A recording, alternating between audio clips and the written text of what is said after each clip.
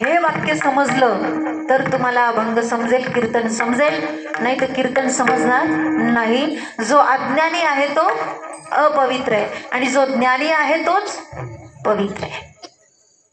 समाजामध्ये 4 प्रकारचे वर्ग पडतात.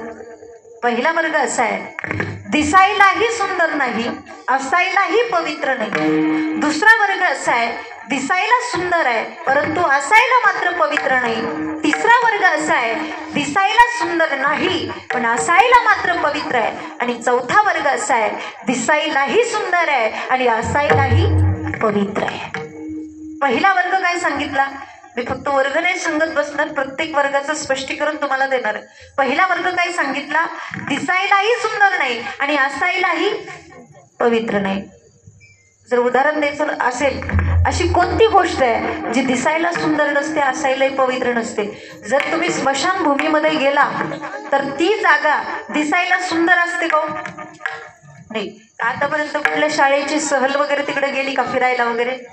नाही, कारण ती जागा दिसायला सुंदर नाही. बरं ठीक आहे, स्मशानभूमीमध्ये गेल्यानंतर जेव्हा आपण घरी येतो, घरी आल्यानंतर आपल्याला काय करावं लागतं? स्नान करावं लागतं, कारण ती जागा कशी आहे? अपवित्र आहे, पवित्र नाही. दिसायला सुंदर नाही, असायलाही पवित्र नाही. आलं लक्षात? गायीने कितीही वाईट खाऊ द्या, तिच्या दुधावर कधीच परिणाम होत नाही. पण तिने जर का कांदा आणि लसूण खाल्ला तर दुधावर परिणाम झाल्याशिवाय राहत नाही. याला आपण स्वाभाविक दोष म्हणायचं. कोणता? स्वाभाविक, म्हणजे ज्याचा स्वभाव काहीही केलं तरी बदलत नाही. एकाने काय केलं माहिती का? कुत्र्याचं शेपूट सरळ करण्याकरता 6 महिने नळकंडात घातलं. 6 महिन्यानंतर ती नळी बाजूला केली पण ते परत वाकडं, ते कारण वाकडेपणा त्याचा काय स्वभाव आहे आणि तो स्वभाव काही केला बदलत नाही. हा स्वाभाविक दोष आहे. मी नेहमी एक प्रसंग सांगत असते, विनोदाने सांगत असते. एक भिकारी नसते आणि ती भिकारी भीक मागण्यासाठी एका गावामध्ये येते. आल्यानंतर दिसायला इतकी सुंदर होती ती आणि दिसायला सुंदर असल्यामुळे तिचं लग्न एका इन्स्पेक्टर साहेबांसोबत होतं. कोणाचं लग्न? भिकारणीचं. कोणासोबत? इन्स्पेक्टर साहेबांसोबत. आता दोघांचं लग्न झालं. लग्न झाल्यानंतर ते हळदी कुंकवाच्या कार्यक्रमासाठी बऱ्याच माता भगिनी त्या ठिकाणी आल्या. आता तुम्हाला माहित आहे आमच्या महिला मंडळाचा स्वभाव कसा आहे, जर एखादी नवी नवरी असली की तिला नाव घे नाव घे असा आग्रह करतात, आहे की नाही? तसंच त्या भिकारणीला त्या माता भगिनी नाव घेण्याचा आग्रह करू लागल्या आणि मग त्या भिकारणीने एक नाव घेतले. सांगू का?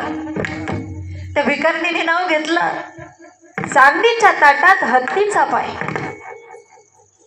चांदीच्या ताटात हत्तीचा पाय. आणि इन्स्पेक्टर साहेबांचं नाव घेते, भाकरी वाढ ग माय. कारण ती कोण आहे? भिकारी नाही. आणि ती तिच्या स्वभावावर जायचं ते जाणारच. हा स्वाभाविक दोष आहे. विधावला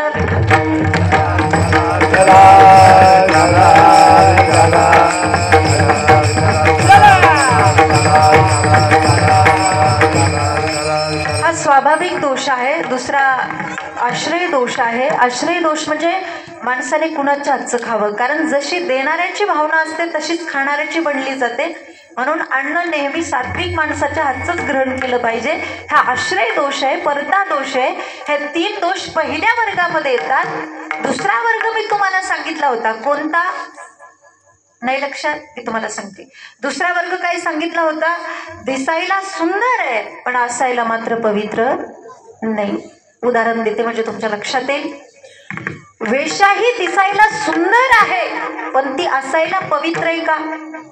नाही. भागवतामध्ये वर्णन आलेलं आहे, मंत्रवेत्ता सदाचारी पवित्रसा महात्मा एके दिवशी अरण्यामधून जात असताना एका शूद्राबरोबर एका स्त्रीला बघितलं. फक्त क्षणाभराचं ते दृश्य होतं पण आजामेळाचं संपूर्ण जीवन बदलून टाकलं. देव धर्म सकळ पडिले संधी, विषयी गोंधळ गाजत असे. देव धर्म सोडला आणि त्या वेशेला पैसे खर्च करून घरी आणलं. पण ज्या वेळेस त्याची कीर्ती अगोदर खूप होती आणि त्याची कीर्ती ऐकून त्याला भेटण्यासाठी काही साधू सज्जन लोक आली. ती साधू सज्जन लोक त्यांच्या घरी गेली. घरी गेल्यानंतर त्या बिचारीने स्वयंपाक बनवला, पण पद्म पुराणकार सांगतात मनुष्याने 5 व्यक्तीच्या हातचं खाऊ नये. नटांत, नर्तिकांत, घृतकांत, गणिकांत आणि विठळाचं अन्न खाऊ नये असं पद्म पुराणकार सांगतात. पण हे काही साधूंना माहित नव्हतं. साधूंनी त्या घरचं अन्न खाल्लं, पण ज्या घरचं साधू अन्न खातात त्या घरचं कल्याण केल्याशिवाय जात नाही. जेवण झालं आणि जेवण झाल्यानंतर ते साधू त्या आजमेळ्याला म्हटल्या, रे आमचं जेवण झालं, तुझं कल्याण असो, पण आम्हाला दक्षिणा पाहिजे. साधू म्हटल्या, आम्ही दक्षिणा घेतल्याशिवाय जाणारच नाही. आजमेळ म्हटलं, मी दक्षिणा देणार नाही. साधू म्हटल्या, मी दक्षिणा घेतल्याशिवाय जाणार नाही. आजमेळ म्हटलं, ठीक आहे, काय पाहिजे दक्षिणा? तेव्हा साधूने सांगितलं की तुला जो मुलगा होणार आहे त्याचं नाव नारायण असं ठेव. काही दक्षिणा मागितली? होणाऱ्या मुलाचं नाव काय ठेव? नारायण. आणि मरताना मुलावरती इतकं प्रेम होतं, मरताना मुलाचं नाव घेतलं, पण देवाला काय वाटलं? माझंच नाव घेतलं, मोक्ष मिळाला. नाम तुझे रे, नाम तुझे रे, नाम तुझे रे नारायणा, नाम तुझे रे, नाम तुझे रे, नाम तुझे रे नारायणा. थोडी पाषाणाला पान, थोडी पाषाणाला पान, नाम तुझे रे, नाम तुझे रे, नाम तुझे रे नारायणा, नाम तुझे रे, नाम तुझे रे, नाम तुझे रे नारायणा.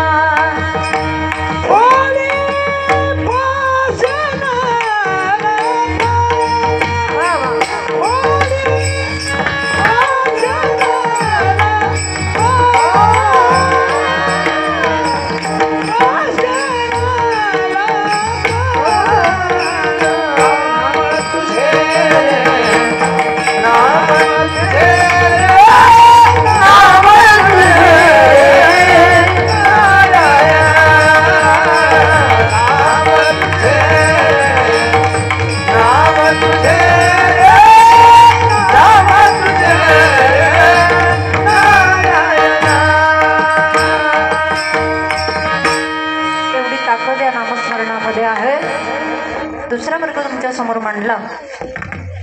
तिसरा वर्ग सांगितला होता कोणता? दिसायला सुंदर नाही परंतु असायला मात्र पवित्र आहे. दिसायला सुंदर नाही आणि असायला पवित्र आहे असं काय सांगता येईल कुणाला? सांगते मी, तुम्हाला उदाहरण देते म्हणजे तुमच्या लक्षात येईल. साध्या गाईचं गोमूत्र दिसायला सुंदर नाही पण असायला कसं आहे? पवित्र आहे. म्हणून साधी गाई प्रत्येकाच्या घरासमोर असलीच पाहिजे. जास्त नाही पण एक तरी. आता आपण व्यवसायाच्या दृष्टिकोनातून ते जर्शी आणतो आणि जर्शीचं दूध खरं तर पिऊच नाही. आम्ही सुद्धा कुठं घेत नाही. आमच्या घरी स्वतःच्या घरी साधी आपल्याकडे देशी गाय किंवा गावरान गाय, खिलारी गाय वगैरे म्हणतात, पण असली पाहिजे कारण त्या गाईचं दूध सुद्धा पवित्र आहे आणि गोमूत्र सुद्धा पवित्र आहे. पण आता आपण बघतो आता जिकडं बघावं तिकडं जर्शीत. आम्ही तर कुठं चहा पण घेत नाही त्यामुळे. कारण काही ठिकाणी गेलं की लोक पहिल्यांदा काय देतात? चहा. मग आम्ही जर म्हटलं का नाही आम्ही चहा घेत नाही, मग ते म्हणतात मग दूध देऊ का? दूध कशाचं? आणि ते जर्शीचं दूध पिऊन पिऊन माणसाचा आवाज पण जर्शी सारखाच व्हायला लागला. आणि म्हणून लक्षात घ्या, साधी गाई शास्त्रामध्ये या गाईला खूप महत्व आहे. साध्या गाईचं गोमूत्र पवित्र आहे, सुंदर नाही पवित्र आहे. पुतना ज्या वेळेस बाहेरून बदलली आणि गोकुळामध्ये आली. आणि एक गोष्ट लक्षात ठेवा, जो बाहेरून बदलतो त्याला स्वतःहून देवाकडे जावं लागतं, आणि जो आतून बदलतो त्याच्याकडे स्वतःहून देव येत असतो. पुतना ही बाहेरून बदलली म्हणून तिला कृष्णाकडे जावं लागलं. कुब्जा ही आतून बदलली म्हणून कृष्णाला तिच्याकडे यावं लागलं. शृंभनका ही बाहेरून बदलली म्हणून तिला रामाकडे जावं लागलं. पण शबरी ही आतून बदलली म्हणून रामाला तिच्याकडे यावं लागलं. म्हणून परमार्थामध्ये फक्त बाहेरून बदलून चालत नाही. जो आतून बदलतो त्यालाच खरं परमार्थाचं फळ मिळतं. आणि पुतना ह्या शब्दाचा अर्थच असा आहे, पुत म्हणजे पवित्र आणि ना म्हणजे नाही. पवित्र नाही, अपवित्र आहे, तिला समजायचं काय पुतना. आणि शास्त्रामध्ये अपवित्र जर काय असेल तर आपला हा देह अपवित्र आहे. आणि त्याला पवित्र बनवण्यासाठी 2 साधनं सांगितली. पहिलं साधन सांगितलं गळ्यामध्ये पवित्र अशी तुळशीची माळ घातली पाहिजे. आणि दुसरं साधन सांगितलं हरिपाठामध्ये माऊलीने, हरिपाठ कीर्ती मुखे झाली गाय, हरिपाठ कीर्ती मुखे झाली गाय, हरिपाठ कीर्ती मुखे झाली गाय, हरिपाठ कीर्ती मुखे झाली गाय,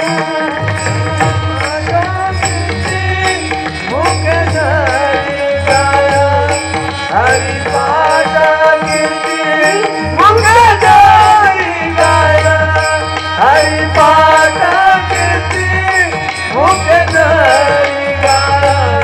हरिपाठ कीर्ती मुखे झाली गाय, हरिपाठ कीर्ती मुखे झाली गाय, पवित्रची होय देह त्यांचा, हरिपाठ कीर्ती मुखे झाली गाय, पवित्रची होय देह त्यांचा.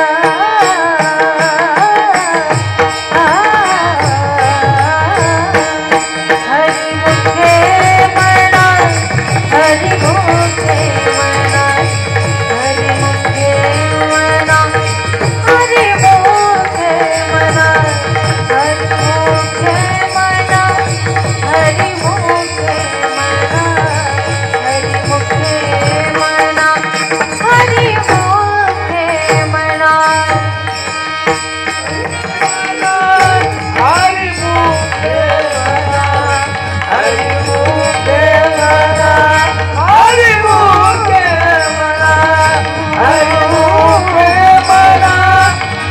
हरिमुखे म्हणा, हरिमुखे म्हणा, हरिमुखे म्हणा, हरिमुखे म्हणा.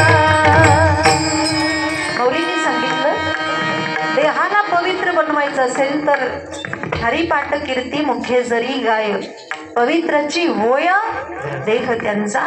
पहिलं साधन सांगितलं गवळी बाबा, पहिलं साधन सांगितलं गळ्यामध्ये पवित्रशी तुळशीची माळ घातली पाहिजे. आणि दुसरं साधन हरिपाठ म्हटलं पाहिजे.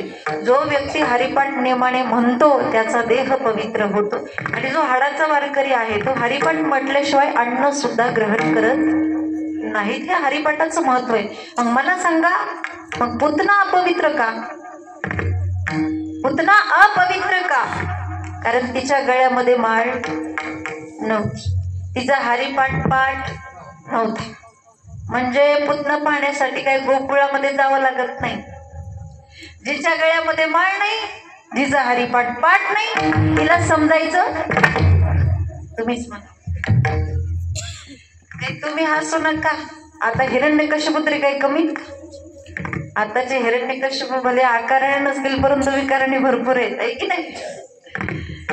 मग पुतना ही अपवित्र होती, राक्षसीन होती, तरी पण तिला मोक्ष मिळाला, आहे की नाही? ज्या वेळेस ती कृष्णाला मारण्यासाठी आली, स्तनामध्ये असं विष भरलं होतं हलाहलास, आणि कृष्णाला मांडीवरती घेतलं. पण कृष्णाने काय केलं, तिचं पंच प्राण खेचून घेतलं, तिचं रक्त खेचून घेतलं आणि जेव्हा ती मरून पडली त्यावेळेस काही गोपी धावत आल्या, कृष्णाला उचललं, गोमातेच्या शाळेमध्ये नेलं आणि गोमूत्राने स्नान घातलं. म्हणून गोमूत्र हे दिसायला सुंदर नाही पण असायला कसं आहे. तिसरा वर्ग तुमच्या समोर मांडला. आता चौथा वर्ग जो दिसायलाही सुंदर आहे आणि असायलाही पवित्र आहे. मग दिसायला सुंदर कोण आहे? दिसायला सुंदर कोण आहे? रजस सुकुमार मदनाचा पुतळा, राजस सुकुमार मदनाचा पुतळा. जगद्गुरु तुकोबाराय सुद्धा सांगतात, सुंदर ते ध्यान उभे विठ्ठल, सुंदर ते ध्यान उभे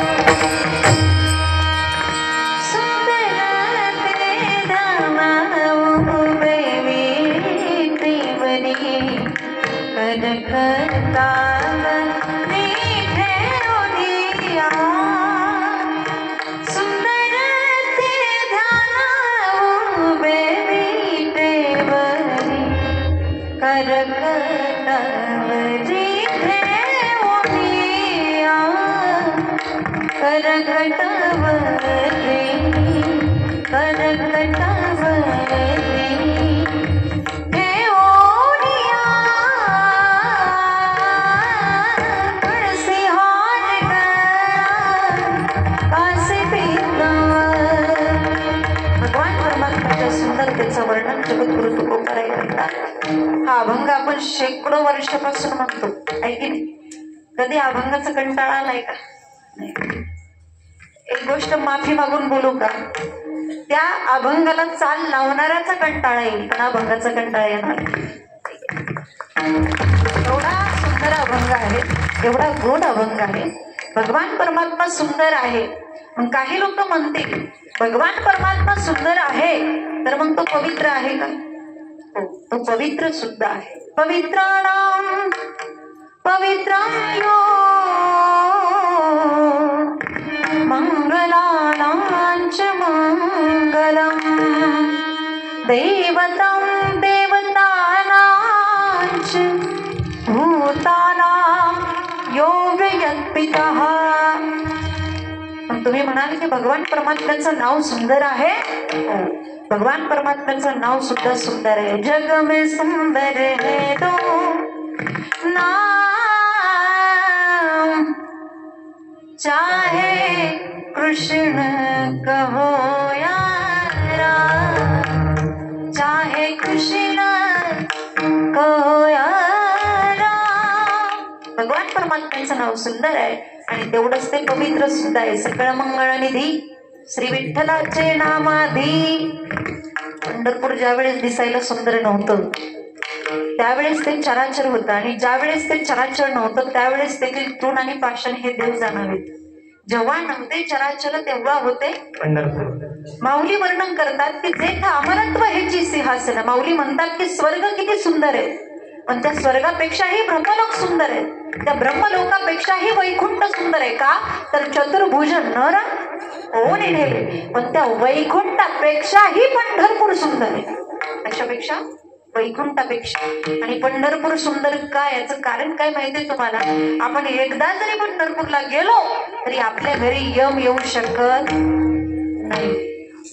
मला पुरावा देते. का म्हणे जाय एक वेळ पंढरी तयाची घरी, त्याच्या घरी यम येऊ शकत नाही. म्हणून पंढरपूर सुंदर. यम येऊ शकत नाही म्हणजे तुम्ही अमरच राहणारच काही नाही. तुम्हाला देवदूत नेण्यासाठी येतील, म्हणून एकदा तरी पंढरपूरला गेलं पाहिजे. पंढरपूर पवित्र का? याचं कारण असे, आपल्या भारत देशामध्ये जेवढी काही तीर्थक्षेत्र आहेत तेवढं केल्याचं फळ कुठे? पंढरपूरमध्ये. म्हणून अवघे जनी पापनाशे ते हे असे पंढरपूर. तुम्हाला सुख जरी पाहिजे असेल तरी ते कुठे? सुखालागी जरी त्या ठिकाणी गेल्यानंतर आपल्याला मोक्ष सुद्धा मिळतो. एवढंच नाही तर दुसऱ्याला मोक्ष देण्याचं सामर्थ्य सुद्धा आपल्यामध्ये निर्माण होतं. म्हणून ते पंढरपूर सुंदर आहे, म्हणून ते पंढरपूर पवित्र आहे. आणि त्याच पद्धतीने एकनाथ महाराज सांगतात, या ज्या 84 लक्षणी आहेत, त्या 84 लक्षणी भोगल्यानंतर आपल्याला हा देह मिळतो. पण हा देह जेवढा दिसायला सुंदर आहे तेवढा पवित्र पण बनवता आला पाहिजे. पण तो पवित्र बनतो कशामुळे? अभंगाच्या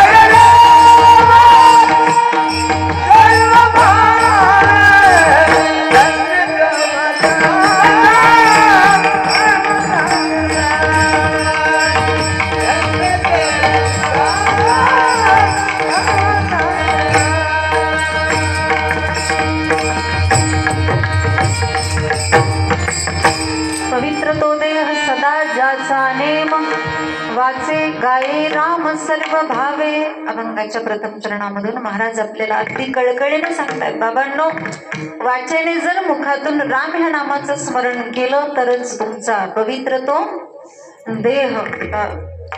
काही लोक म्हणतील मुखाने देवाचं नाव घेण्यात आणि देह पवित्र होण्याचा काही संबंध काय? तर तो संबंध असा आहे, ज्या वेळेस तुम्ही तुमच्या वाचेने त्या भगवंताचं नामस्मरण कराल त्यावेळेस पहिल्यांदा तुमची वाचा शुद्ध होईल. काय होईल? पहिल्यांदा तुमची वाचा शुद्ध होईल. त्या वाचेद्वारा त्या भगवंताचं नामस्मरण जेव्हा तुमच्या हृदयामध्ये जाईल त्यावेळेस तुमचं हृदय शुद्ध होईल आणि तुमच्या हृदयामध्ये शुद्ध झालेल्या पवित्र झालेल्या हृदयामध्ये भगवान परमात्म्याचा निवास होईल. आणि ज्याच्या हृदयामध्ये भगवान परमात्म्याचा निवास आहे त्याचा देह पवित्र झाल्याशिवाय राहत नाही. म्हणून मुखाने नामस्मरण करण्यात आणि देह पवित्र होण्यात हा संबंध आहे. म्हणून महाराज सांगतात, वाचे गाये राम सर्व भावे तरच तुमचा पवित्र तो. ज्यावेळेस निवडणुका असतात ना त्यावेळेस त्याला त्याचीच बंदी असते. इकडे जायचं नाही, तिकडे जायचं, ऑफिसला जायचं, काय म्हणतो आपण त्याला राजकारणाच्या भाषेमध्ये, आचारसंहिता. पडेलच आचारसंहिता आहे की नाही? तसंच मला कीर्तन सुरू होण्याच्या अगोदर कोणी सूचना दिल्यात का की कीर्तनाला बसल्यावर कुणीही टाळी वाजवायची, विठ्ठल विठ्ठल म्हणायचं. ज्याला नेम आहे त्याला राजकारण म्हणतात, आचारसंहिता म्हणतात. ज्याला नेम आहे त्याला वारकरी संप्रदाय म्हणतात. आणि वारकरी संप्रदायाचा एक नियम आहे, कीर्तनाला बसल्यानंतर खाली बसले फक्त एकट्या कीर्तनकाराने कीर्तन करायचं नसतं, ते सगळ्यांनी मिळून करायचं असतं. आणि खाली बसलेले जे असतात त्यांनी हाताने टाळी वाजवायची असते आणि मुखाने नामस्मरण करायचं असतं. माझा म्हणण्याचा हेतू असा आहे, जर तुम्ही नामस्मरण केलं तरच तुमचा पवित्र तो देह, तरच तुमचा देह पवित्र होणार आहे. बघा, संसार इतकं कडू पण भगवंताचं नाव आपल्याला घ्यावंसं वाटत नाही. भगवंताचं नामस्मरण इतकं गोड आहे तरी पण ते आपल्या मुखामध्ये येत नाही. याचं कारण आपल्याला साप चावलेला आहे. काय झालंय? काय झालंय? साप चावलेला आहे. पूर्वीच्या काळामध्ये जर काही त्याला साप चावला काय करायचं, जुन्या मंडळींना माहित, बाबा काय करायचे, त्याला ते मंडपाच्या पालावरती न्यायचे, मंत्रीकडे मंत्रोपचार करायचे. त्यानंतर मग ते परीक्षा पाहण्यासाठी त्याला कडुलिंबाचा पाला खायला द्यायचे. कशाला? कडुलिंबाचा. आणि मग नंतर त्याला विचारायचं असतं की पाला कस काय? तो म्हणतो पाला गोड आहे. समजायचं त्याला साप चावलेला आहे. तसं संसार कडू तरी पण तो आपल्याला गोड लागतोय आणि परमार्थ गोड आहे तरी पण तो आपल्याला कडू लागतोय. याचाच अर्थ आपल्याला काय झाले, काय झालंय? साप चावलेला नाही, जहर चांगलंच भिडलेलं आहे. भावली म्हणतात, विषय विषयाचा परिपाडू, गोड परमार्थ लागे कडू, कडू विषय तो गोडू जीवाशी झाला. माऊलींना काही लोकांनी विचारलं, म्हणले महाराज या संसारामध्ये इतकं दुःख असतं तरी माणूस तो सोडत कस काय नाही? त्यावेळेस माऊलींनी एक आपल्या हृदयाला टोचेल असं एक उदाहरण दिलं. माऊली म्हणतात, जर समजा एखाद्याच्या पायाला जखम झाली आणि त्यावरती दुर्लक्ष केल्यामुळे त्याच्यामध्ये पू झाला, त्याच्यामध्ये किडे पडले, त्याची दुर्गंधी यायला लागली, लोक लांबून जायला लागली, पण एका साधूला दया आली.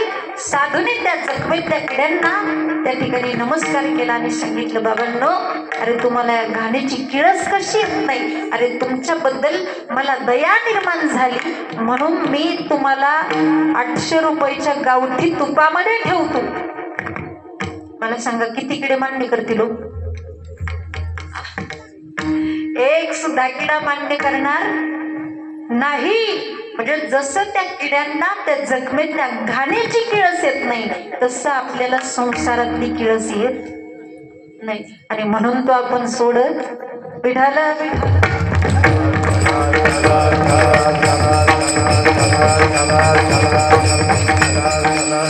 देहाचं 3 प्रकार आहेत. सूक्ष्म देह, कारण देह. सूक्ष्म देह असेल, स्थूल देह असेल. स्थूल देह म्हणजे अपवित्र देह, त्याला पवित्र बनवता आलं पाहिजे. सूक्ष्म देह म्हणजे काम, क्रोध, लोभ, मद, मोह, मत्सर, दंभ, अहंकार हे विकार आपल्या अंतःकरणामध्ये असणं, मनामध्ये असणं. हे विकार जर असतील तर भगवंताची प्राप्ती होणं अशक्य आहे. काम म्हटलं की माहितीये, मज कामाचे निघाये ब्रह्माकडनेसी धरू जाय. काम नाही पूर्ण झाला की क्रोध निर्माण होतो. क्रोध तर प्रत्येकाला आहे नाही का?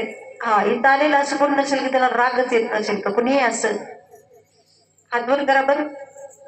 ऐका असं कोणी की ज्याला रागच आला नाही कधी?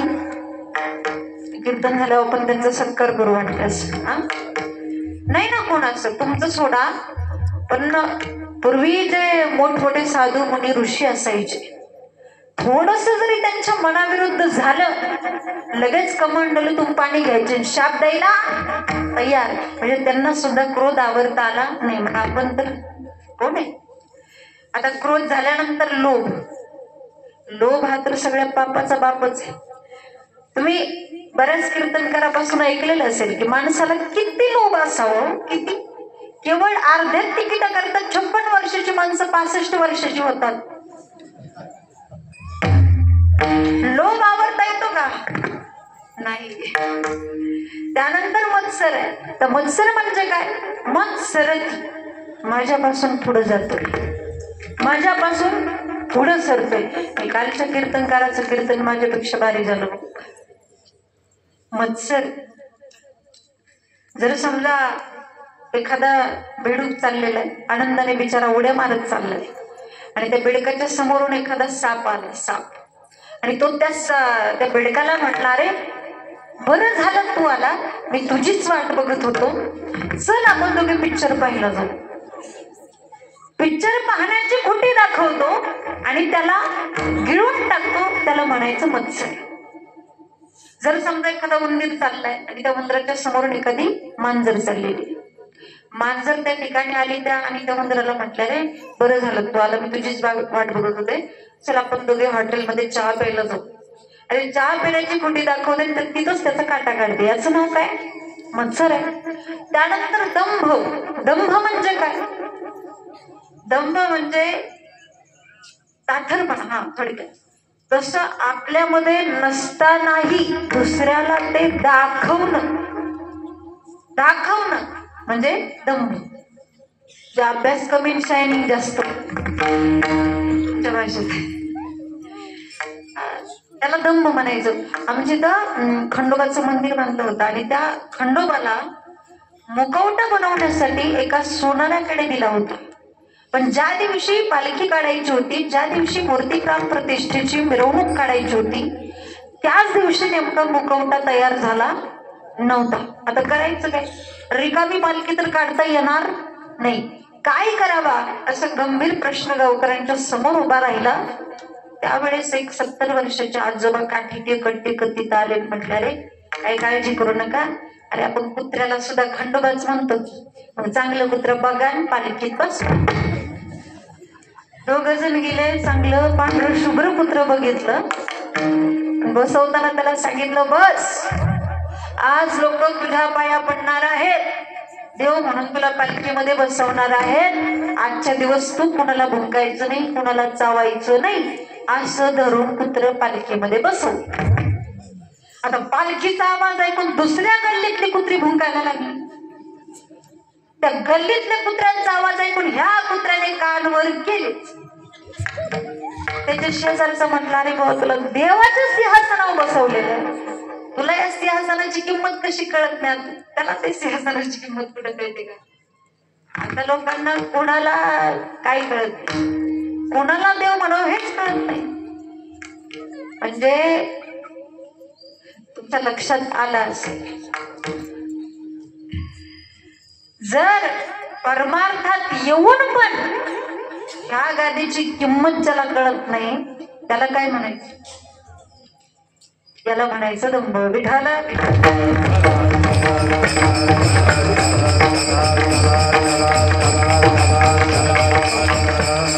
त्यानंतर अहंकार. अहंकार तुम्हाला माहिती आहे. सत्यभामेला सौंदर्याचा अहंकार होता, भीमाला बळाचा अहंकार होता, शुकदेवाला वैराग्याचा अहंकार होता, इंद्राला सत्तेचा अहंकार होता.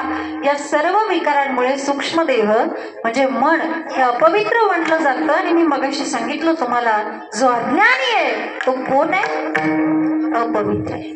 आणि जो ज्ञानी आहे तोच पवित्र आहे. जो अज्ञानी आहे तो अपवित्र आहे आणि जो ज्ञानी आहे तोच पवित्र आहे. मग मला सांगा, आपण अज्ञानी कधी असतो?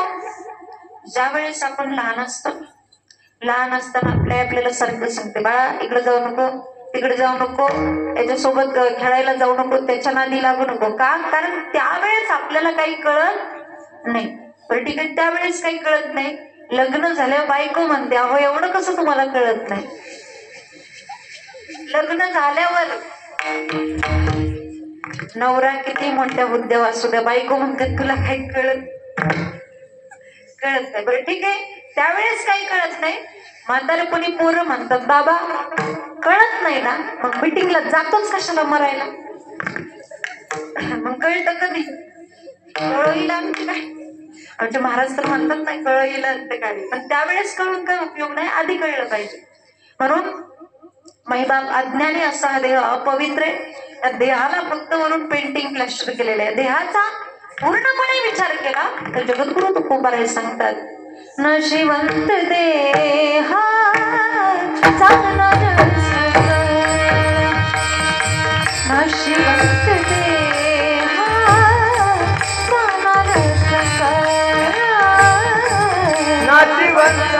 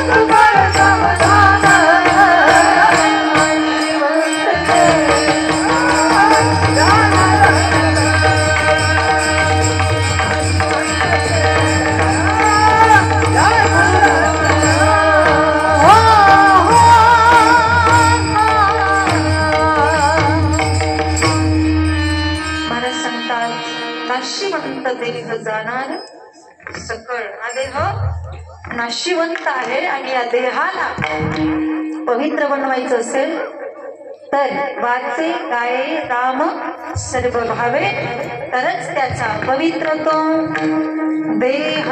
माझा म्हणण्याचा उद्देश असा आहे, हेतू असा आहे की मुखातून भगवंताचं नाव येण्यासाठी सुद्धा अनंत जन्माचं पुण्य शिल्लक असावं लागतं. किती अनंत. आता तुम्ही म्हणाल की गेल्या जन्मामध्ये आम्ही कोण होतो किंवा काही आम्हाला सांगता येणार नाही, आहे की नाही. किती पुण्य केलं, कोण होतो आम्हाला माहित नाही. गेल्या जन्मामध्ये तुम्ही साप असू शकता, बेडूक असू शकता, उंदीर असू शकता, घूस असू शकता. हे प्राणी कशामध्ये राहतात रे बाळा? आहे की नाही. आणि जर यांना प्रारब्धाने मनुष्याचा जन्म मिळाला, दरवाजात जरी कीर्तन असलं तरी बाहेर येत, कारण त्यांना अगोदरच्या जन्मात बिळात राहायची सवय असते ना. म्हणजे मनुष्य कसा वागतो हे त्याच्या वागण्यावरून आपल्याला त्याचा मागचा जन्म ओळखता येऊ शकतो. म्हणून लक्षात घ्या, तुकोबारायांच्या भाषेमध्ये सांगायचं झालं, पुण्य बरवे बहुत दिवस, अनेक जन्माचं अनेक पुण्य. ज्ञानोबारायांची भाषा आहे. म्हणून विठ्ठली आवडी बहुत सुकृताची जोडी. एवढं सोपं नाही मुखातून भगवंताचं नाव येण्यासाठी. त्याचे मुखी हरी बैठा होय, त्याचे मुखी हरी बैठा होय, त्याचे मुखी हरी बैठा होय, त्याचे मुखी हरी बैठा सुकृत पादारी, आनंद जाणीचे सुकृत पादारी, आनंद जाणीचे सुकृत पादारी, आनंद जाणीचे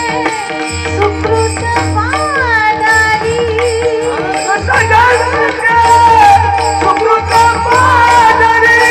त्याचे मुखी हरी बैठा होय,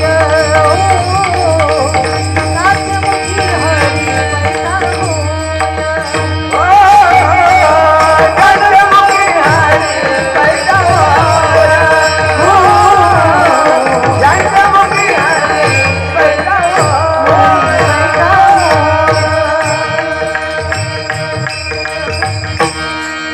त्यासाठी अनंत जन्माचं पुण्य शिल्लक असावं लागतं. म्हणून ज्याची पूर्व पुण्य उदयाला आली त्याच्याच मुखातून भगवंताचं नामस्मरण आलं असं आपण समजूया. बरं, ते नामस्मरण कसं घ्यायचं?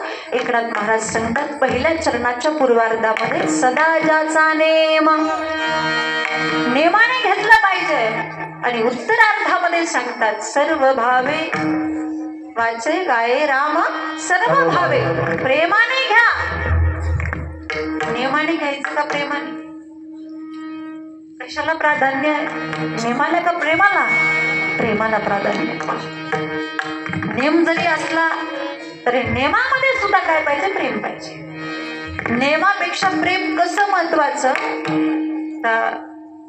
वारे करणारी खूप लोक असतात, पण काही काही लोक असे असतात की त्यांना वाटतं वारी करणं म्हणजे नुसतं पंढरपूरला जाऊन येणं. आलं म्हणजे एका ताटात प्रसाद बुक्का घ्यायचा, नातवाला सांगायचं जा वाटून ये. नातू जातो, सगळ्यांना प्रसाद देतो, बुक्का लावतो. त्यावेळेस एक जण त्याला विचारतो, तुझ्या आजोबा पंढरपूरला गेलते? हो. किती दिवस? 5 दिवस. पण कधी कीर्तनाला नाही, कधी प्रवचनाला नाही. सकाळी पण हॉटेलमध्येच खायचे आणि संध्याकाळी पण हॉटेलमध्येच खायचे. मग येताना 2 लाह्याचे पुढे घेऊन येतो. काय म्हणलं ते? लाह्याचे. कारण लाह्या आणि प्रसाद याच्यामध्ये फरक आहे. ज्या लाह्यांना देवाचा स्पर्श झालेला नाही त्याला म्हणायचं लाह्या, आणि ज्या लाह्यांना देवाचा स्पर्श झालेला आहे त्याला म्हणायचं प्रसाद. कारण जिथं देवाचा स्पर्श आहे तिथं तुष्टी आहे, पुष्टी आहे, माधुरी आहे, अमृतत्व आहे, अमरत्व आहे. हे सर्व गुण एकत्र येतात आणि त्यालाच प्रसाद असं म्हणतात. म्हणून पंढरपूरला जा, पण नेमाने जाण्यापेक्षा प्रेमाने जा. माझे जीवीची आवडी पंढरपुरा नीलगुळी, पांडुरंगी मन रंगिले, गोविंदाते गुणी वेदिले. म्हणून नेमापेक्षा जास्त महत्व कशाला आहे? तर प्रेमाला आहे. लक्षात घ्या. नेमके संत महात्मे स्वतः सांगतात आपल्याला, प्रेम सुख दे, प्रेम सुख दे, प्रेम सुखावे प्रेम सुख प्रेम सुख प्रेम सुख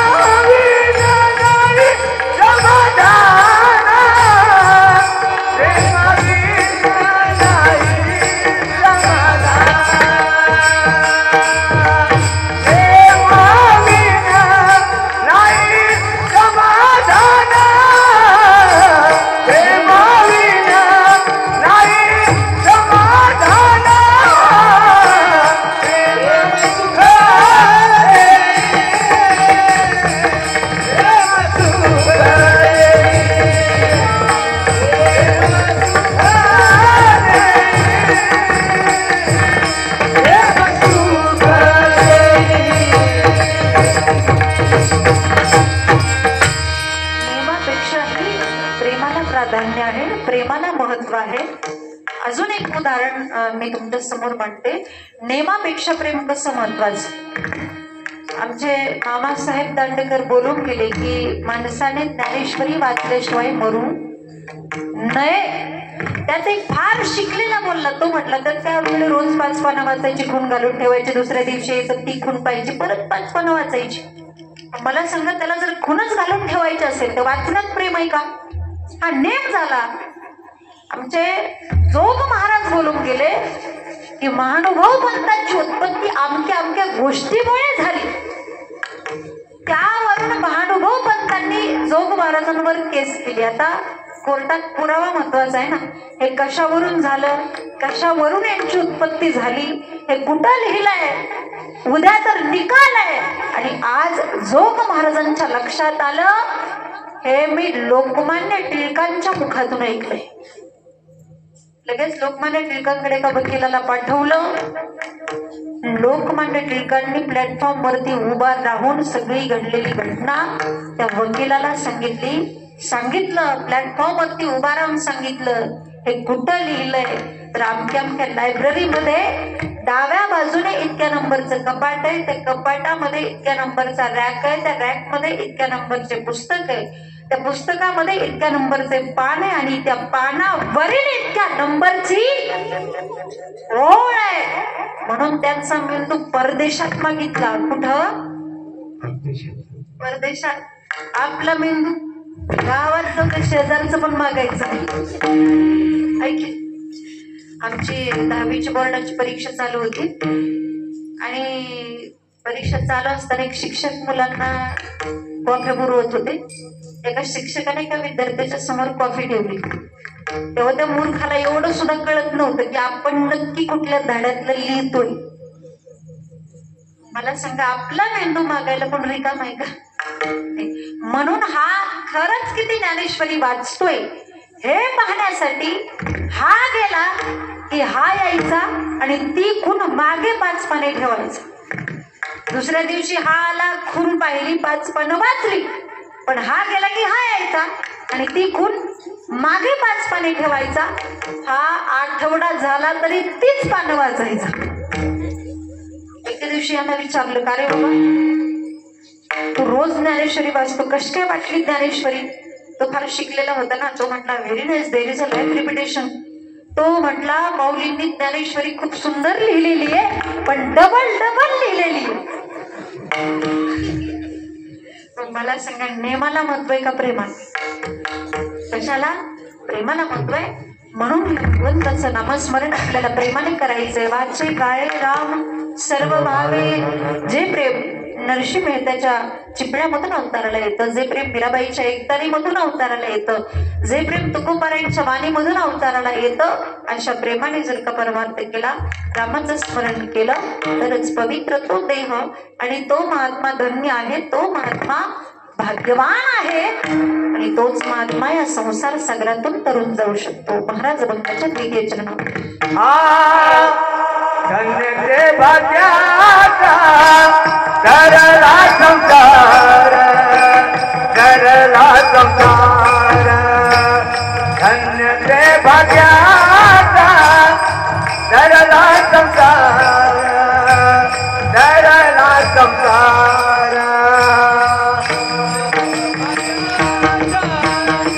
करला संसार,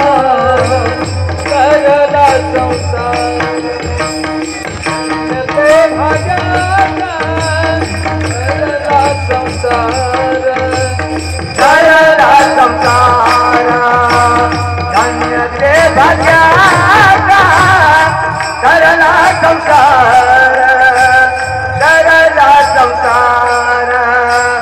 धन्य ते भाग्याचा करला संसार, करला संसार.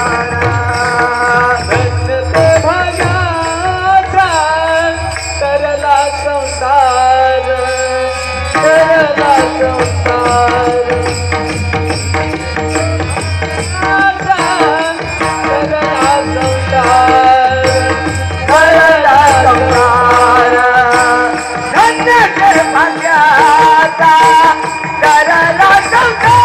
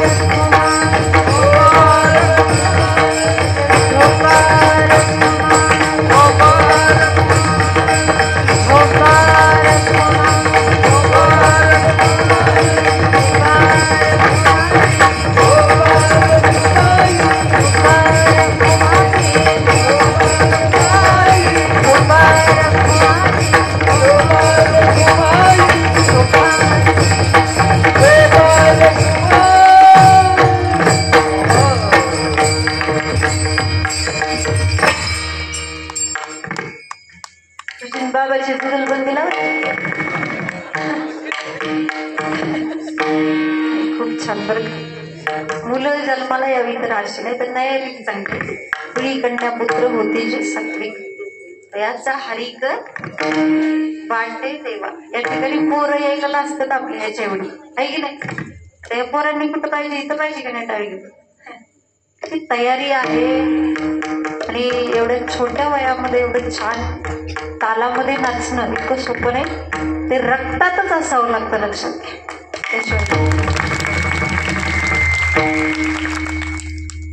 धन्य तो भाग्याचा तरला संसार परमार्थाते घर नाममुखी. धन्य हे एक विशेषण वापरलेलं आहे आणि हे विशेषण मनुष्य देहासाठी वापरलं बस, बाकी कशासाठी नाही. कारण हा देह इतका सहजासहजी मिळत नाही. ज्यावेळेस पाप आणि पुण्य समान होतं त्यावेळेस आपल्याला हा देह मिळतो आणि देहाची किंमत आपल्याला कळत नाही. याचं संत महात्म्यांना वाईट वाटतं म्हणून ते म्हणतात बाबांनो नरदेह दुर्लभ जाणारे शतवर्षात जीवनारे. बाबांनो हा देह मिळाला ना याची किंमत समजली पाहिजे. जर आपल्याला देह कळाला असता देहाची किंमत कळाली असती तर मला सांगा कोणी आत्महत्या केली असती का? नाही. कोणी व्यसन केलं असतं का? नाही. कारण देह मिळाला पण तो कळाला नाही. लक्षात घ्या जी लोक व्यसन करतात महाराजांचं प्रमाण आहे सेवी भंग अफू तंबाखू उदंड परितो अखंड भ्रांती माझी. जी लोक तंबाखूचं सेवन करतात भांग अफू हे महाराजांनी वर्णन केलं बरं का. भांग आणि अफू मी पाहिलं नाही पण तंबाखू पाहिलेली. कारण भारतातल्या 90% समाजाला निर्लज्ज बनवणारं व्यसन म्हणजे तंबाखूचं व्यसन. तंबाखू काही असतं व्यसन ठीक आहे मी मान्य करते. आपण माझ्यापेक्षा ज्येष्ठ मंडळी आहात. मी तुम्हाला नाही सांगू शकत परंतु कीर्तनासारखं पवित्र ठिकाणी तरी तुम्ही नाही खाल्ली पाहिजे. माझ्या एका कीर्तनामध्ये एका माणसाने मध्येच तंबाखूचा विडा हातावरती घेतला. माझं सहजच त्यांच्याकडे लक्ष गेलं. त्यांना म्हटलं दादा तुम्ही तंबाखू सोडणारच नाही का? त्यावेळेस ते मला म्हटले ताई एक परती मी माझी बायको सोडेन पण तंबाखू सोडणार नाही. म्हणजे इतकी लोक व्यसनाच्या अधीन झालेली. म्हणून माईबाप माझी विनंती असेल देह सहजासहजी मिळत नाही. तो देह निरोगी ठेवण्याचा प्रयत्न करा. निरोगी आयुष्य जगण्याचा प्रयत्न करा. आणि म्हणून खऱ्या अर्थाने हा शब्द त्या देहासाठी धन्य तो भाग्याचा तरला संसार तो धन्य आहे. आणि धन्य अजून कोणाला म्हणायचं धन्य तोची जगी जो हरिरंगी नाचे. जो हरिरंगामध्ये तल्लीन होऊन नाचतो बाबा त्याला धन्यता आहे. धन्यता कोणाला पण नाही का. धन्य आम्ही जन्म आलो दास विठोबाचे झालो. आणि म्हणून जे महात्मे अशा पद्धतीने परमार्थ करतात जे महात्मे साधू सारखं त्या ठिकाणी आचरण करण्याचा प्रयत्न करतात कथा करतात कथा ऐकतात कीर्तन ऐकतात त्यांना ब्रह्मज्ञानाची प्राप्ती होते. तरी तसे कथा कीर्तनी आवडी ब्रह्मज्ञान जोडी तयार हवी. आज कलियुगामध्ये भक्ती देवाची करायची असेल जप तप अनुष्ठान करण्याची गरज नाही. काय केलं पाहिजे कथा आणि कीर्तन. कलियुगा माझी करावे कीर्तन आणि कथा. आमच्या साईडला नाही पण आपल्या भागामध्ये कथा चालतात. भागवत कथा असेल राम कथा असेल नाही का. हे केलं पाहिजे कारण कथा म्हणजे त्रिवेणी संगम आहे. कथा म्हणजे काय त्रिवेणी संगम. ब्रह्मा विष्णू आणि महेश्वर सामोरे बसले मला दत्त गुरु दिसले. दत्त गुरु दिसले. हा त्रिवेणी संगम म्हणजे कथा आहे. मला सांगा इथं कीर्तनामध्ये तुम्हाला जेवढं समाधान मिळतं एवढं घरी गेल्यावर मिळत नाही मिळणार, कधीच मिळणार नाही. आणि समाधान हा फक्त परमार्थामध्येच शोभणारा शब्द आहे, तो संसारामध्ये शोभणारा शब्द नाही बघा. कारण संसारामध्ये जे सुख मिळतं ते क्षणिक सुख असतं, टिकणारं सुख नसतं. कीर्तनामधून जे सुख मिळतं ते शाश्वत सुख असतं, त्याची बरोबरी संसारातल्या सुखाबरोबर होऊ शकत नाही.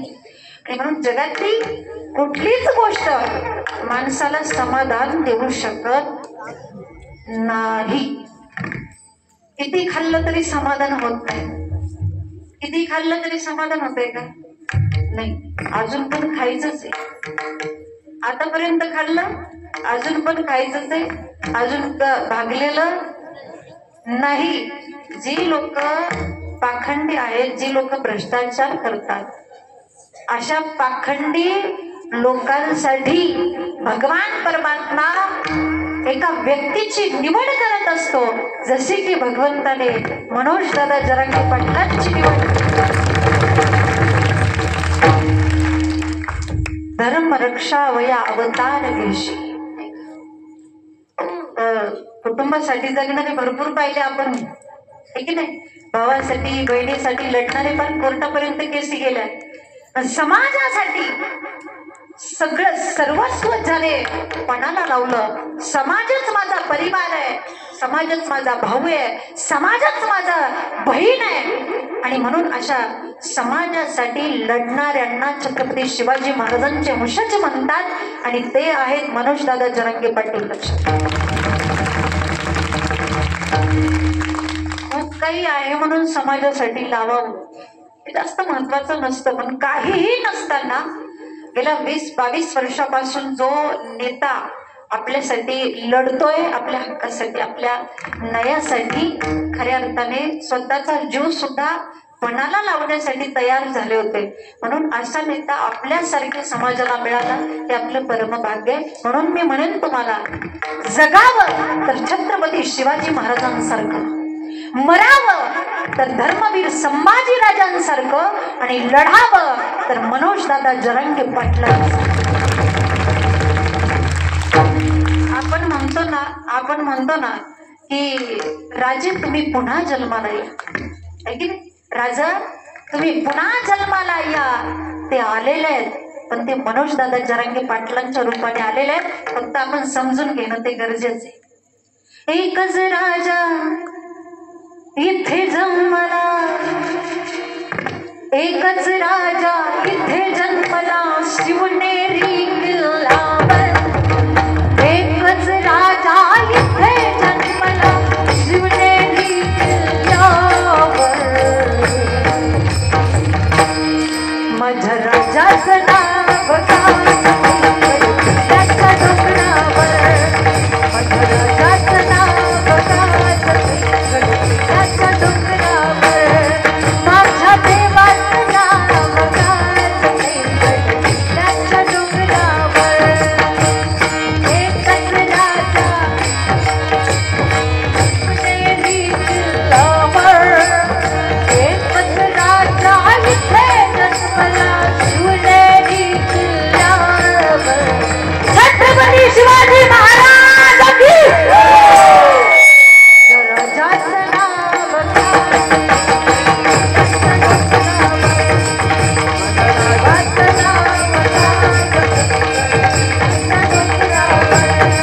माझ्या देवाचं नाव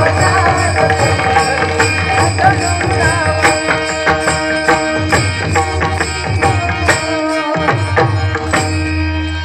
शिवाजी महाराजांसाठी मावळे लढायला तयार व्हायचे, मरायला तयार व्हायचे. ते म्हणायचे की राजा राजा द्या की संधी. कशाची संधी मागायचे? अरे मरायची संधी मागायचे, मरायची. म्हणून आज सुद्धा असे मावळे आपल्याला पाहायला मिळतात. आज आपण त्यांना सगळ्यांना या ठिकाणी पाठिंबा आहे आपला. प्रत्येक ठिकाणी साखळी उपोषण चालू आहे, खूप मोठा पाठिंबा आहे. बरेच मावळे उपोषणासाठी त्या ठिकाणी बसलेले आहेत, आपल्या हक्कासाठी, आपल्या न्यायासाठी. खऱ्या अर्थाने आपल्या समाजाचं नेतृत्व करणारा असा आहे की जो कधी माघारच घेणार नाही. त्यामुळे आपली जीत ही 100% होणार आहे, लक्षात घ्या. आणि आज आपण बघतो आपल्याला रस्त्यावरती यावं लागलं, उतरावं लागलं आणि त्या ठिकाणी अंतरवाली सराटीमध्ये कितीतरी लोक आली होती. 1.5 करोड लोक आलेली होती असं शासनाने आकडा जाहीर केलाय. 1.5 करोडच्या पण पुढे लोक त्या ठिकाणी आलेली होती. पण एकाही पोलिसाची गरज पडली नाही. हा आपला मराठा समाजाने जगाला दाखवून दिलेला आदर्श. त्या ठिकाणी आलेला जो माणूस होता तो कोणाच्या पैशाने आला नव्हता, कोणाच्या आमंत्रणाने नव्हता आला. तर त्या ठिकाणी आलेला प्रत्येक व्यक्ती स्वतःच्या अस्तित्वाच्या लढ्यासाठी आला होता. लक्षात घ्या, आपल्या लेकरांच्या वेदना घेऊन त्या ठिकाणी आला होता. अरे आरक्षण ही खूप छोटी गोष्ट आहे, खूप छोटी गोष्ट आहे. हे सरकार तुम्हाला सांगण्याची गरज नाही, एका रात्रीमध्ये सरकार बदलतं. सुट्टीच्या दिवशी सुद्धा शपथविधी होतो, मुख्यमंत्री एका रात्रीत बदलतो. मग आरक्षण तर खूप छोटीशी गोष्ट आहे, पण यांना द्यायचंच नव्हतं. त्यांना आपल्याला त्यापासून वंचित ठेवायचं होतं. आज आमची पोरं 90, 95% मार्क पाडून सुद्धा त्यांना आत्महत्या करावी लागते. आतापर्यंत झाले असतील, पण माझी तरुण बांधवांना सगळ्यांना कळकळीची विनंती असेल, काही करा पण आत्महत्या करू नका. छत्रपती शिवाजी महाराजांनी आपल्याला लढायला शिकवलेले, मरायला शिकवलं नाही. लढता लढता मरण आलं तरी चालेल, पण आत्महत्या करू नका, माझी सर्वांना विनंती असेल. कारण आपण मेलो, आपलं काही जरी झालं सरकारला काही फरक पडत नाही. फरक पडणार आहे आपल्या माता पित्यांना, आपल्या कुटुंबाला, आपल्या भावाला, आपल्या बहिणीला. त्यामुळे माझी विनंती असेल आणि निश्चित स्वरूपाने भगवंतालाही विनंती असेल, शक्ती आहे पण त्या शक्तीला भक्तीची सुद्धा साथ पाहिजे आणि नक्की यश मिळतं. म्हणून भगवान परमात्म्याला आपण विनंती करायची आहे.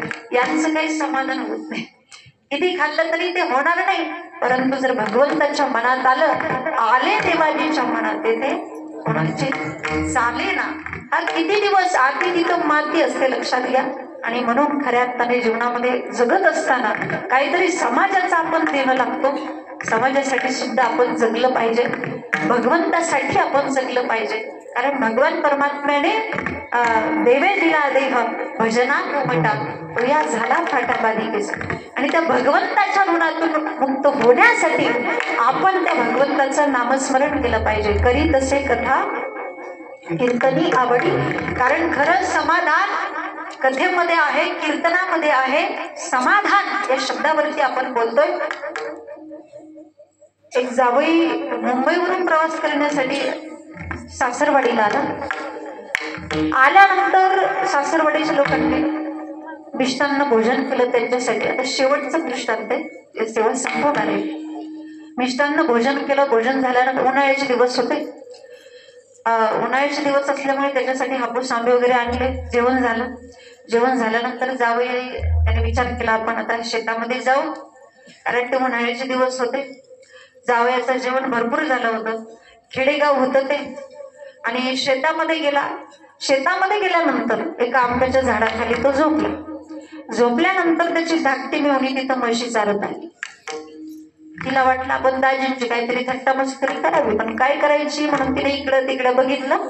तिला एक लांब दोर दिसला, तो दोर तिने घेतला आणि दाजीचा डावा पाय तिने आंब्याच्या झाडाला बांधला. तरी पण काय दाजी उठत नव्हते, तिला काही समाधान होत नव्हतं. मग तिने काय केलं माहिती का, दाजींचा दुसरा पाय घेतला आणि म्हशीच्या पायाला बांधला. तरी पण काय दाजी उठत नव्हते, तिला काही समाधान होत नव्हतं. मग तिने काय केलं, एक पाय कशाला बांधला, आंब्याच्या झाडाला, दुसरा पाय म्हशीच्या पायाला. दाजी काय उठत नव्हते, तिला काही समाधान होत नव्हतं. मग तिने काय केलं माहिती का, एक लांबी काठी काढली, म्हशीला मारली. मग सार दादाजी घेऊन गावात. माझं सांगण्याचा विनोदाचा भाग सोडून द्या. सांगण्याचं तात्पर्य काय, जगातली कुठलीच गोष्ट आपल्याला समाधान देऊ शकत नाही. मग संसारामध्ये समाधान भेटत नाही म्हणजे संसार करायचाच नाही का. अरे संसार तर केला पाहिजे, कर्म हे तर केलं पाहिजे, पण संसारात कसं राहिलं पाहिजे, संसारी असावे असूनही नसावे. जो व्यक्ती अशा पद्धतीने संसार करून परमार्थ करतो, महाराज त्याच्या देहाला धन्य पदवी देतात अभंगाच्या शेवटच्या जन्मात.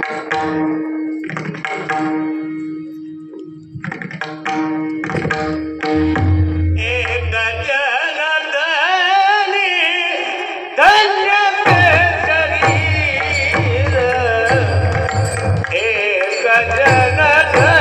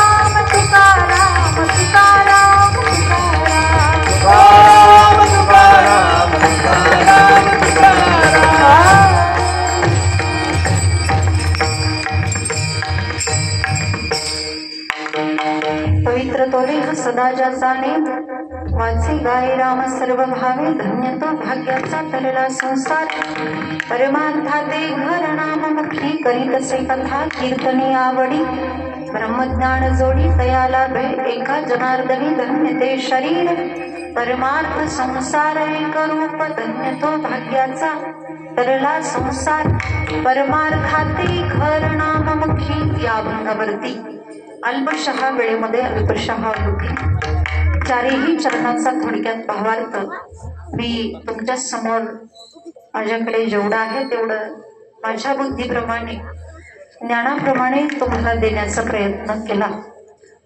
बोलण्याच्या ओघातून जर एखादा चुकीचा शब्द केला असेल तर मायेच्या अंतकरणाने माफी असावी। बोलिले वेकुरे वेडे वाकुडे उत्तरे करा क्षमा अपराध महाराज तुम्ही सिद्ध। या ठिकाणी मला सर्वांनी उत्कृष्ट साथ दिली, मी सर्वांचं मनापासून आभार मानते। सर्व भजनी मंडळ गायक या ठिकाणी विनयकरे असतील, दोन्ही चौकदार असतील, बाबा असतील। तर भागामध्ये मी कापसेवाडीमध्ये आले होते, मालवणीला आले होते, त्यावेळेस पण होते साथीला सर्व। या ठिकाणी आल्यानंतर आपल्या सगळ्यांचं सहकार्य मला असतं, सुंदर अशी साथ असते। या ठिकाणी पेटी वादक आहेत, त्यानंतर दोन्हीही मृदंगाचार्य आहेत, त्यांनी अतिशय गोड मृदंग वाजवला।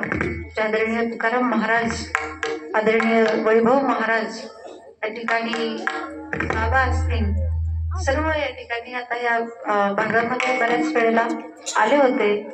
ही सेवा ज्यांच्या माध्यमातून मिळाली ते आदरणीय भाऊ असतील, खोत महाराज असतील, त्यांच्या दर्शनाचा या ठिकाणी योग, सर्वांच्या दर्शनाचा योग मला आला। तसेच आदरणीय या ठिकाणी बाबा तुमचंही या ठिकाणी आभार मानते, तुमचंही दर्शन या ठिकाणी मला झालं। सर्वच असतील उपस्थित मंडळी, बाबा असतील, आदरणीय सरपंच असतील, सर्वजण सर्वांचे एकदा सर्वांच्या मनापासून आभार मानते। आणि त्या ठिकाणी आपला कार्यक्रम ज्यांच्यावरती डिपेंड होता ती माईक सिस्टीम, फार गोड सिस्टीम आहे, त्यांचंही या ठिकाणी आभार मानते। आणि झालेली सेवा तुम्हा सगळ्यांच्या चरणावरती या ठिकाणी ज्यांच्या पदस्पर्शाने आपली भूमी पवित्र झाली ते महात्माजी महाराज त्यांच्या चरणावरती समर्पित करते। आणि याच ठिकाणी मी माझ्या वाणीला पूर्णविराम देते। चाल म्हणायचं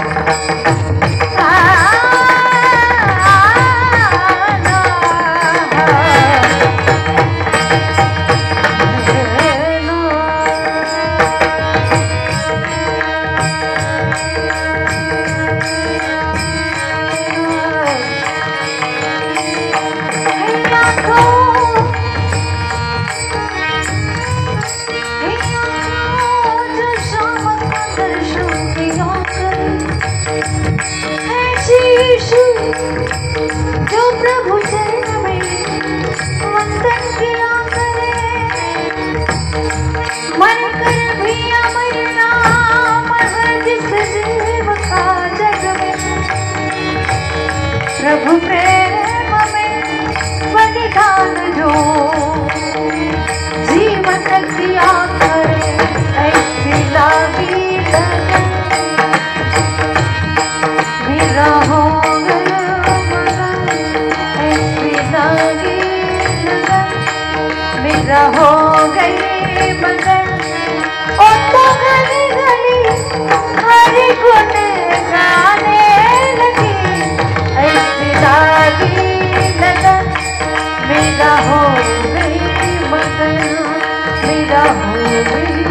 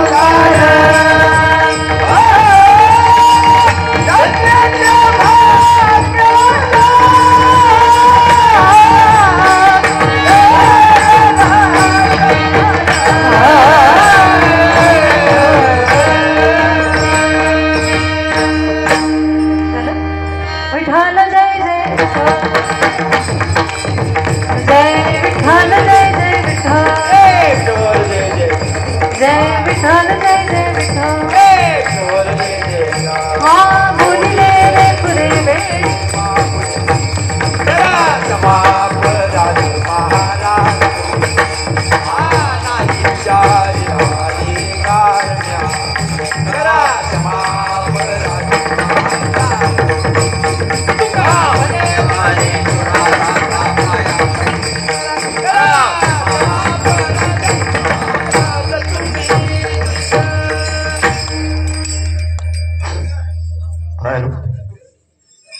कृपा हरिभक्त परायण वैष्णवीताई गायगुडे बारामती अतिशय सुंदर कीर्तन शीज